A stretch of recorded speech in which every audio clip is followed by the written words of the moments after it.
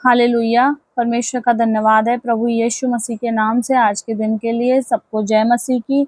और आज हम परमेश्वर के वचन में एक नए टॉपिक के साथ फिर इकट्ठा हुए हैं कि जब यीशु की परीक्षा हुई दुष्ट शैतान से, तो उन्होंने कैसे परमेश्वर को आगे करा, कैसे वो उस दुष्ट से जीत पाई उसको, और कैसे उसको हरा के अपने सामने से भगा दिया। आज के वचन से हम ऐसे ही देखेंगे और हमें भी सेम वैसा ही विश्वास बनाना चाहिए। हमें भी उस दुष्ट को अपने जीवन से ऐसे ही भगाना चाहिए, क्योंकि इस वचन से हमारा हियाव, हमारा विश्वास परमेश्वर पे और ज्यादा मजबूत बनता है। तो हम देखेंगे। और सबको जय मसीह की। परमेश्वर आप सभी को आशीष दे, अपने अनुग्रह से भरे। परमेश्वर का धन्यवाद है। परमेश्वर आपकी उन्नति तरक्की करे। और यदि चैनल पर नए हैं तो प्लीज चैनल को सब्सक्राइब करें, वीडियो को लाइक करें। और उत्साहित वचनों के लिए परमेश्वर के साथ कैसे चलना है ये हम वचन से सीखते हैं। तो पिता का धन्यवाद है। और आज का हमारा वचन है यीशु की परीक्षा, मत्ती 4:1। तब आत्मा यीशु को जंगल में ले गया ताकि इब्लिस से उसकी परीक्षा हो, इब्लिस शैतान से। वह 40 दिन और 40 रात निराहार रहा। तब उसे भूख लगी। तब परखने वाले ने पास आकर उससे कहा, यदि तू परमेश्वर का पुत्र है तो कह दे कि ये पत्थर रोटियां बन जाएं। तो वो ऐसे परमेश्वर के पुत्र हैं वो तो। और वो क्या कह रहा है दुष्ट सामने से कि अगर तू परमेश्वर का पुत्र है, तू 40 दिन से 40 रातों से भूखा है, अब तू बोल कि ये पत्थर जो मेरे सामने है ये रोटियां बन जाएं, जिससे कि मेरी भूख खत्म हो। तब यीशु ने उत्तर दिया, आज हमारे सामने भी ऐसी हालात है कि हमारे लिए कोई काम नहीं हो रहा है, तो फिर हमारे मन में भी वो विचार लगाता है दुष्ट शैतान, किसी के द्वारा बुलवा देता है, अरे तुम तो परमेश्वर में, तुम्हारे साथ ऐसा क्यों हो रहा है। तो लेकिन हमें उन हालातों में भी क्या बनाना है, अपना विश्वास खोना नहीं है। हमें परमेश्वर पे दृढ़ विश्वास करना है, क्योंकि वहां पे यीशु ने उत्तर दिया, लिखा है मनुष्य केवल रोटी से ही नहीं परंतु हर एक वचन जो परमेश्वर के मुख से निकलता है जीवित रहेगा। हम केवल रोटी से नहीं जीवित रहेंगे, हम पिता के वचन के द्वारा जीवित रहेंगे।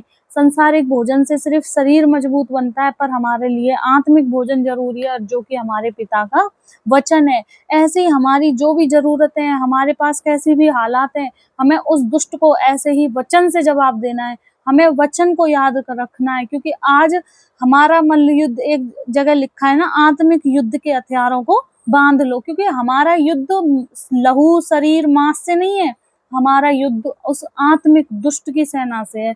और वो इसी पृथ्वी पे इस खोज में रहता है कि मैं किसको फाड़ खाऊं।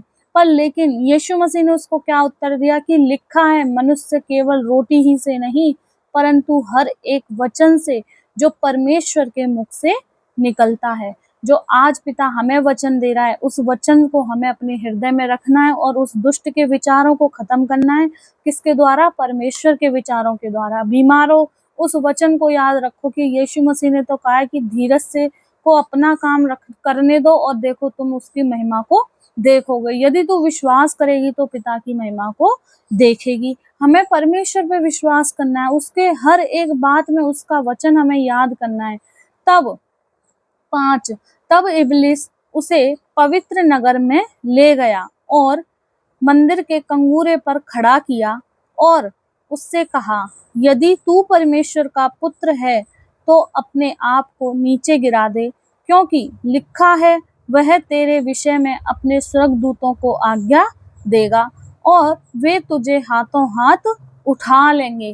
तो वो किससे बात कर रहा है? यीशु मसीह से, वचन के द्वारा, कि अगर तू सच्ची में परमेश्वर का पुत्र है तो अपने आप को नीचे गिरा दे, इतनी ऊंचाई से देखें कि तेरे स्वर्गदूत परमेश्वर के तुझे बचाते हैं कि ना बचाते। ऐसे उसने उसकी परीक्षा की है, पर यीशु मसीह का जवाब उसको यहाँ पे भी क्या देते हैं? मात देता है। ऐसे ही हमें अपने, जब हमारे मन में बुरे विचार आते हैं उस दुष्ट की तरफ से, हमारे मन में जब ऐसे ऐसे विचार आते हैं कि अब हमारा कोई साथ नहीं दे रहा है, परमेश्वर में हम तो फिर भी हमारा काम नहीं हो रहा है, तो हमें उस दुष्ट के विचारों को भी क्या देनी है? मात देनी है।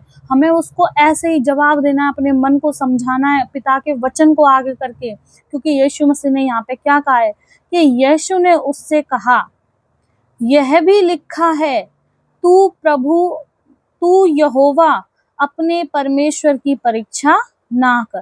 तो हमें जानबूझ के अपने पिता की परीक्षा नहीं करनी है, अपने परमेश्वर की परीक्षा नहीं करनी है हमें, क्योंकि ऐसा तो नहीं लिखा ना परमेश्वर ने कि तुम जानबूझ के कूद के देखो कि देखो परमेश्वर तुम्हें बचाएगा कि नहीं मुझे। ऐसा कोई मनुष्य सोचे कि मैं कूद के देखता हूँ कि मुझे परमेश्वर बचा पाएगा या नहीं बचा पाएगा, तो ऐसे मनुष्य को परमेश्वर नहीं बचाएगा। हाँ, हम अनजाने में, होता है ना कि जाने अनजाने में, एक तो होता है जानबूझ के और एक होता है अनजाने में हमारे पास ऐसी कोई विपत्ति आए जिसका हमें लग रहा है कि कैसे हम बचेंगे, उसमें परमेश्वर हमारी हिफाजत करता है, उससे परमेश्वर हमें बचाता है।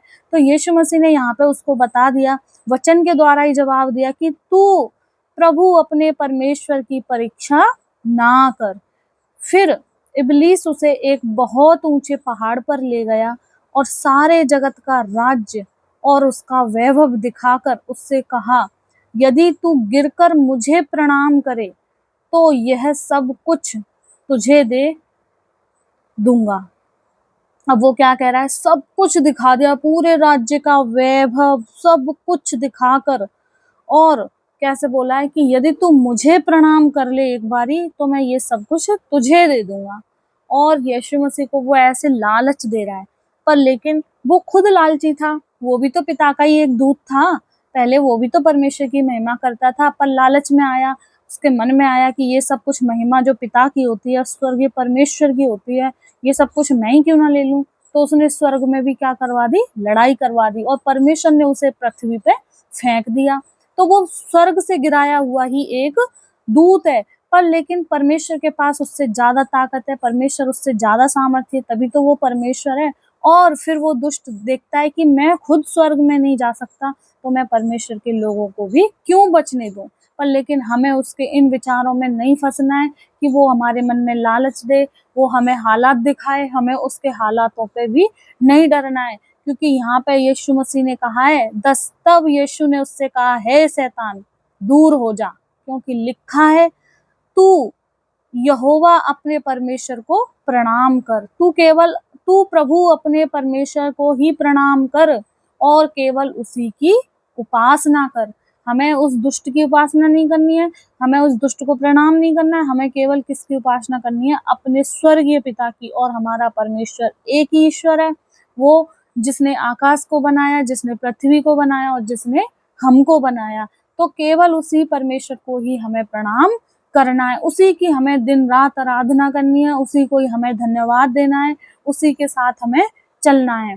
तब शैतान उसके पास से चला गया और देखो स्वर्गदूत आकर उसकी सेवा करने लगे। अब जब यीशु मसीह ने उसको वचन के द्वारा जवाब दिया, उसको भगा दिया अपने सामने से, तो वो क्या हो गया, उसके सामने से चला गया।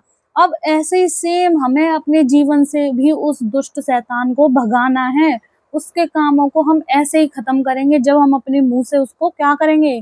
तब यीशु ने उससे कहा, हे शैतान दूर हो जा। उसको हमें अपने जीवन में से भी ऐसे ही भगाना पड़ेगा। जो वो काम हमारे जीवन में हमें लग रहा है कि ये पिता की ओर से नहीं है, ये दुष्ट की ओर से है, उन कामों को हमें ऐसे ही अपने जीवन में से खत्म करना पड़ेगा। कैसे, बोल के कि यीशु के नाम से जो भी ये शैतानी काम है मेरे जीवन में, ये सब खत्म हो जा। तब हमारे जीवन में परमेश्वर की सामर्थ काम करेगी, तब वो दुष्ट हमारे सामने से भाग निकलेगा, क्योंकि उसकी इतनी औकात नहीं है कि वो हमारे सामने ठहर सके। क्योंकि हमारे भी अंदर कौन है, मसीह है। वो हमें हम नहीं देखता, वो हमारे अंदर मसीह को देखता है, वो हमारे अंदर परमेश्वर को देखता है। इसीलिए जब हमारे सामने कैसी भी हालात आए, कैसी भी परिस्थिति आए, हमें उनमें ना डरना है ना घबराना है, केवल उस दुष्ट का वचन के द्वारा सामना करना है और उस पे हमें आत्मिक वचनों से विजय प्राप्त करनी है। और परमेश्वर के वचन के द्वारा ही हम विजय प्राप्त कर सकते हैं। जैसे यीशु ने उसको जवाब दिया कि केवल मनुष्य रोटी से नहीं, परमेश्वर के वचन से जीवित रहेगा, कि जानबूझ के हमें परमेश्वर की परीक्षा नहीं करनी है। परमेश्वर ने तो वचन दिया है कि जब तू बाहर निकले, परमेश्वर तेरे चारों ओर स्वर्गदूतों का बाड़ा लगाएगा कि तुझे ऐसा ना हो कि कहीं तेरे पाँव में ठेस लग जाए। और ये भी कहा यहाँ पे कि तू केवल अपने परमेश्वर की ही उपासना करना, चाहे कितना भी लालच मिले संसार में, पर तू संसार की ओर ना फिरना। इसीलिए हमें सिर्फ और सिर्फ अपने पिता की आराधना करनी है, सिर्फ परमेश्वर में मन लगाना है और परमेश्वर के साथ चलना है, तभी हम उस दुष्ट को अपने जीवन में से निकाल के फेंक सकते हैं। तो पिता का धन्यवाद है। इन्हीं वचनों के द्वारा परमेश्वर आप सभी को बहुतायत से आशीष दे और कमेंट में आमीन ज़रूर लिखें। परमेश्वर की वीडियो को और लोगों के साथ शेयर करें उत्साहित वचनों के लिए, ताकि उनका विश्वास, उनका भरोसा परमेश्वर पे बने। और आप सभी को जय मसीह की। परमेश्वर आप सबको बहुतायत से आशीष दे चुके हैं। प्लीज़ वीडियो को लाइक ज़रूर करें और चैनल को सब्सक्राइब करें। धन्यवाद। आमीन।